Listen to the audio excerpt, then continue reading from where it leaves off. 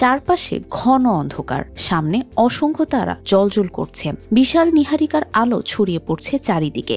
একপাশে গ্রহের কক্ষপথে ঘূর্ণায়মান ধূলি, আরেক পাশে রহস্যময় কৃষ্ণগহ্বর, যেন সত্যি মহাকাশে পা রাখা হয়েছে।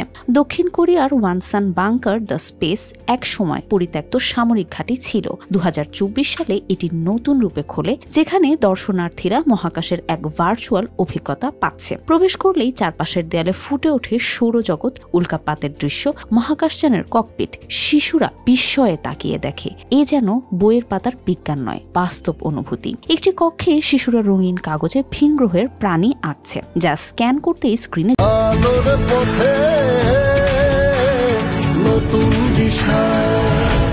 জীবন্ত হয়ে উঠছে। এক শিশু উত্তেজিত হয়ে বলল, এখানে এসে মনে হচ্ছে আমি সত্যি মহাকাশে চলে গেছি। এই প্রদর্শনীতে আলোর খেলা 3টি সেক্টরে বিভক্ত। সাউন্ড ইনস্টলেশন আর ইন্টারেক্টিভ ভিডিওর মাধ্যমে এখানে তৈরি করা হয়েছে এক অনন্য মহাকাশ অভিজ্ঞতা।